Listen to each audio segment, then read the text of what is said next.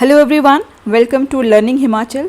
आज हम बात करने वाले हैं न्यूक्लियस के बारे में। ठीक है, हमने ऑलरेडी जो सेल चैप्टर शुरू करा था उसमें हमने सब चीज़ें ऑलमोस्ट कंप्लीट कर ली है। ठीक है, और आज जो हम पढ़ने वाले हैं वो है न्यूक्लियस।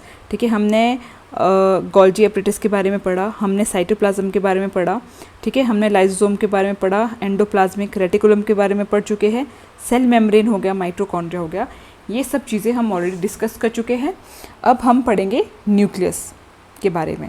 ठीक है, जो न्यूक्लियस है, ठीक है, वो आपके सेल में देखिए जो ये वाला पोर्शन है, ठीक है, जो कि सेंट्रली लोकेटेड है, लार्ज इन साइज़ है। एक तरह से अगर हम एनिमल सेल की बात करें तो ये सेल में सबसे लार्जेस्ट जो सेल स्ट्रक्चर का पार्ट है वो रहता है। ठीक है, अब अगर हम इसको प्रॉपरली थोड़ा सा और देखने की कोशिश करते हैं, ठीक है, कि ये कैसा दिखता है, तो ये है आपका इस तरह से। ठीक है, जो न्यूक्लियस है, देखिए न्यूक्लियस में भी आपका जो हमने नॉर्मल सेल पढ़े थे, ठीक है, नॉर्मल सेल में जो जैसे हमने साइटोप्लाज्म पढ़ा था वैसे ही न्यूक्लियस के अंदर भी न्यूक्लियोप्लाज्म रहता है। ठीक है, साइटोप्लाज्म क्या था, लिक्विड एक मटेरियल था, वैसे ही जो न्यूक्लियोप्लाज्म है वो भी न्यूक्लियस के अंदर क्या है, एक लिक्विड मटेरियल रहता है। इससे पहले हम देखते हैं न्यूक्लियर एनवेल्प। ठीक है, न्यूक्लियर जो एनवेल्प है ये आपका क्या है, डबल मेम्ब्रेन, ये आपका स्ट्रक्चर है। ठीक है, डबल मेम्ब्रेन आपको यहाँ पे दिखाई दे रहा है, इसको जिसको कि हम क्या बोलेंगे, न्यूक्लियर एनवेल्प बोलेंगे। अब इसका काम क्या है, ये आपका सेपरेट करता है किसको, एक तो जो न्यूक्लियोप्लाज्म है, ठीक है, और दूसरा किसको, साइटोप्लाज्म को। ठीक है, या फिर आप क्या बोलोगे, इसके बाहर क्या होगा, साइटोप्लाज्म, और साइटोप्लाज्म, और फिर आपके पास आगे डबल मेम्ब्रेन न्यूक्लियर एनवेल्प, और उसके अंदर आपका है न्यूक्लियस। ठीक है, नेक्स्ट हम देख रहे हैं न्यूक्लियर पोर। जो ये आपको ये पोर्शन दिखाई दे रहे हैं, ये क्या है, न्यूक्लियर पोर। अब न्यूक्लियर पोर का काम क्या है, न्यूक्लियर पोर का काम है मटेरियल को ट्रांसफ़र करना बिटवीन साइटोप्लाज्म एंड न्यूक्लियोप्लाज्म। ठीक है, जो न्यूक्लियर एनवेल्प के अंदर क्या है, न्यूक्लियोप्लाज्म, और इसके बाहर क्या है, साइटोप्लाज्म। इसके जो अंदर बाहर जो मटेरियल को ट्रांसफ़र करने का काम है वो कौन करता है, न्यूक्लियर पोर्स जो रहते हैं इसमें। ठीक है, अब न्यूक्लियोप्लाज्म मैं आपको ऑलरेडी बता चुकी हूँ कि ये लिक्विड टाइप आपका ये क्या है, मटेरियल रहता है। अब इसमें एक है आपका न्यूक्लियोलस।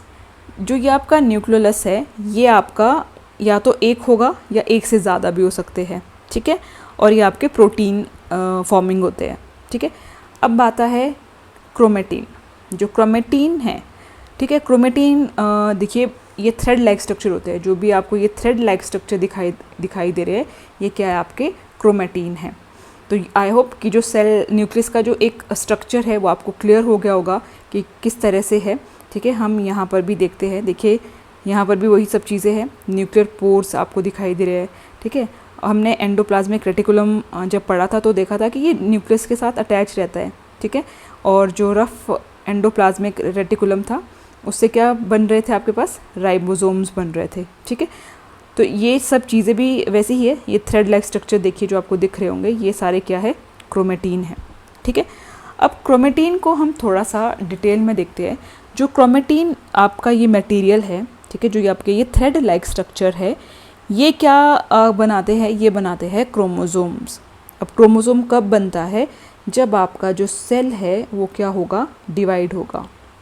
ठीक है, सेल जब डिवाइड होगा तो जो ये क्रोमेटिन है, जो ये थ्रेड लाइक स्ट्रक्चर है, ये कंडेंस हो जाते हैं। कंडेंस होने के बाद ये क्या बनाएंगे, क्रोमोसोम बनाएंगे। ठीक है, अब जो क्रोमोसोम है हमारे वो आपके बने होते हैं डीएनए और प्रोटीन से। ठीक है, ये इंपॉर्टेंट है, याद रखना है एग्ज़ाम के लिए। और जो प्रोटीन होता है वो हिस्टोन प्रोटीन रहता है। ठीक है, प्रोटीन कौन सा होगा, हिस्टोन प्रोटीन आपका रहेगा। डीएनए की फुल फॉर्म भी एग्ज़ाम में पूछी जाती है, वो है आपकी डीऑक्सीराइबोन्यूक्लिक एसिड। तो डीएनए की फुल फॉर्म आपको ध्यान में रखनी है।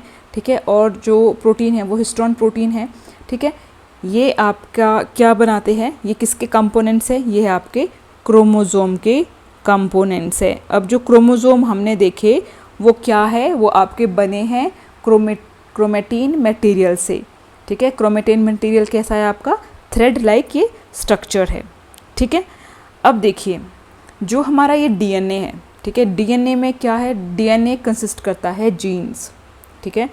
डीएनए क्या कंसिस्ट करता है, डीएनए जो डीऑक्सीराइबोन्यूक्लिक एसिड है ये क्या करता है, ये क्या कंसिस्ट करता है, जीन्स। अब जो जीन्स होते हैं, देखिए जीन्स बहुत इंपॉर्टेंट है, ये आपके फंक्शनल सेगमेंट जो होते हैं डीएनए के, जो फंक्शनल सेगमेंट ऑफ डीएनए है उसको जीन्स बोला जाता है, ठीक है। ये याद रखनी है ये टर्म कि functional segment of DNA are called genes, जिसका क्या काम है, जो जेनेटिक इन्फॉर्मेशन है एक जनरेशन से दूसरे में जाती है जो, ठीक है, वो इन जीन्स के थ्रू वो जाती है, ठीक है। आई होप आपको ये क्लियर हुआ होगा। बेसिकली एग्ज़ाम के पर्सपेक्टिव से ज़्यादा टेक्निकलिटी में जाने की ज़रूरत नहीं है, पर आपको ये चीज़ें पता होनी चाहिए कि न्यूक्लियस के अंदर क्या क्या चीज़ें हैं। अगर क्रोमोसोम्स कभी आ जाते हैं तो आपके वो न्यूक्लियस के अंदर प्रेजेंट होते हैं, तो ये चीज़ें आपको ध्यान में रखनी है। जैसे डीएनए है, ठीक है, डीएनए आपका किसका कंपोनेंट है, क्रोमोसोम का कंपोनेंट है, ठीक है। डीएनए न्यूक्लियस में प्रेजेंट होता है, लेकिन डीएनए हमने एक और दो चीज़ों में और भी देखा है, ठीक है, कि डीएनए हमारा कुछ पार्ट्स में, कुछ स्मॉल अमाउंट में माइटोकॉन्ड्रिया और क्लोरोप्लास्ट में भी हमने देखने को मिला था, ठीक है, वहाँ पे भी हमने ये चीज़ पढ़ी है डीएनए। लेकिन डीएनए मेनली अगर हम बात करें तो वो सिर्फ न्यूक्लियस में फाउंड होता है, ठीक है। आई होप ये जो चीज़ है ये आपको क्लियर हुई होगी कि जो डीएनए क्या है, जीन्स क्या है। जीन्स का काम क्या होता है, जेनेटिक इन्फॉर्मेशन को पास करना एक जनरेशन से दूसरे में, ठीक है। ये तो है हमारा जीन्स और डीएनए से रिलेटेड। अब हम बात करेंगे क्रोमोसोम की, ठीक है। जो क्रोमोसोम्स होते हैं वो मेल और फीमेल की अगर हम बात करें, ठीक है, अगर हम क्रोमोसोम की बात करते हैं मेल और फीमेल की, जस्ट 1 सेकेंड,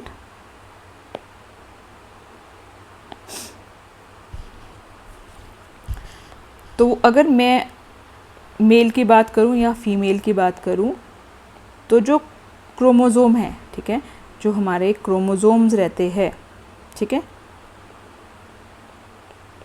वो अगर मैं पेयर की बात करूं तो कितने पेयर्स है, 23 पेयर्स का क्या मतलब हुआ, यानी कि 46 क्रोमोसोम, ठीक है। अब ये मेल के अगर हम एक सेल की बात करें तो हर एक सेल में कितने क्रोमोसोम हैं, 46। अगर पेयर्स में बोलेंगे तो कितने हैं, 43। फीमेल में भी अगर मैं बात करूं, अगर ह्यूमन बीइंग की हम बात करते हैं तो ह्यूमन बीइंग में फीमेल में हर एक सेल में कितने क्रोमोसोम हैं, 46 क्रोमोसोम। अब एग्ज़ाम में क्रोमोसोम्स पूछे हैं या उसके पेयर्स पूछे हैं, इसको हमें ध्यान में रखना है, ठीक है।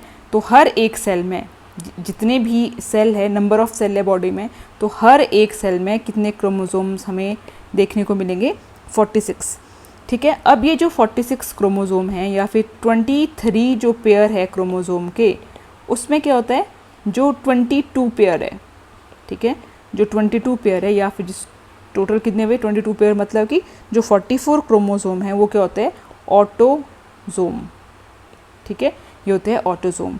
और जो एक पेयर होता है, जो एक पेयर होगा वो क्या होगा, यानी कि जो 2 क्रोमोसोम होंगे वो क्या होंगे, सेक्स क्रोमोसोम, ठीक है।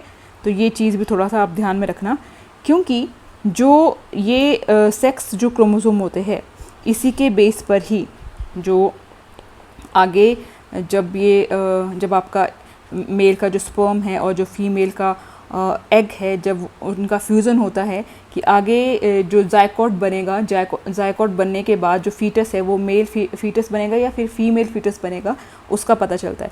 अब उसका पता कैसे चलेगा, जो ये XY और जो XX है, ठीक है, देखिए ये थोड़ा सा ध्यान रखना कि जो XY है ये आपका रहता है मेल का क्रोमोसोम, ठीक है, मेल का सेक्स क्रोमोसोम, और जो XX है वो क्या है, वो है फीमेल का सेक्स क्रोमोसोम, ठीक है।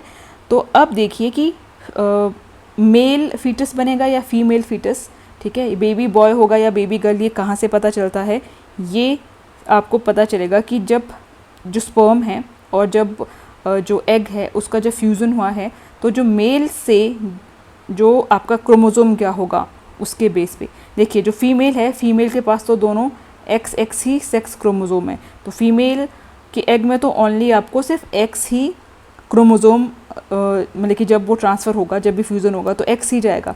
अब जब मेल का जो क्रोमोसोम है अगर वो एक्स गया तो इट मीन्स कि जो फीटस है वो क्या होगा, जो जायकोट बनेगा, ठीक है, उसके बाद जो फीटस बनेगा वो किसका होगा, फीमेल का। अगर यहाँ से वाई क्रोमोसोम गया और फीमेल का तो ऑब्वियस ही बात है कि एक्स ही आएगा, तो अगर वाई और एक्स है, ठीक है, उसके बाद जो फीटस बनेगा वो किसका होगा, मेल का। ठीक है, तो सारी की सारी चीज़ें फीमेल पे डिपेंड नहीं करती है, फीमेल पे तो कुछ भी डिपेंड नहीं करता है, जो भी डिपेंड करता है वो किस पे डिपेंड कर रहा है, मेल पे। ठीक है, अब यहाँ पर एक और चीज़ देखने वाली ये है कि हमने जैसे देखा कि एक सेल में कितने क्रोमोसोम है, 46।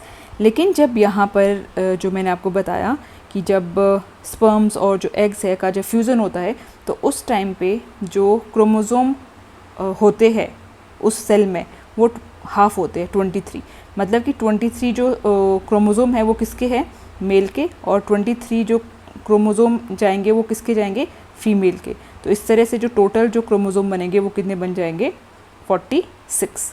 ठीक है, तो यहाँ पे ये भी थोड़ी सी चीज़ ध्यान में रखनी है, ज़्यादा डिटेल में हम बिल्कुल भी नहीं जाने वाले हैं, सिर्फ इतना सा याद रखना कि अदरवाइज तो अगर यहाँ से मेल की बॉडी से भी 46 क्रोमोसोम जाएंगे और फीमेल की बॉडी से भी 46 क्रोमोसोम जाएंगे, तो दोनों जब मिलेंगे, दोनों का जो फ्यूजन होगा तो ये तो डबल हो जाएगा। तो ऐसा नहीं होता है कि जब भी स्पर्म और ओवम का जब भी फ्यूज़न होता है तो आपके पास जो उस टाइम पे जो क्रोमोसोम होते हैं वो हाफ हो जाते हैं। ठीक है, और जो जायकोट बनता है, जायकोट फिर ये कितने का बनेगा, 46 क्रोमोसोम का। फिर उसके बाद आपका डिपेंड करेगा कि जो मेल से कौन सा क्रोमोसोम आया है, उसके बेस पर आपका मेल और फीमेल जो फीटस है वो बनेगा। ठीक है, तो ये जो क्रोमोसोम हैं ये हमारे एग्ज़ाम में पूछे जाते हैं कि कभी पेयर्स पूछ लिए जाते हैं कि कितने नंबर ऑफ़ पेयर्स होते हैं, तो 23 पेयर्स होते हैं। ठीक है, और आपका जो टोटल नंबर ऑफ़ क्रोमोसोम्स है वो आपके कितने हैं, वो है आपके 46। आई होप जो ये चीज़ें हैं वो आपको क्लियर हुई होगी रिलेटेड टू न्यूक्लियस। ठीक है, अब न्यूक्लियस में कुछ और चीज़ें भी हैं, जैसे कि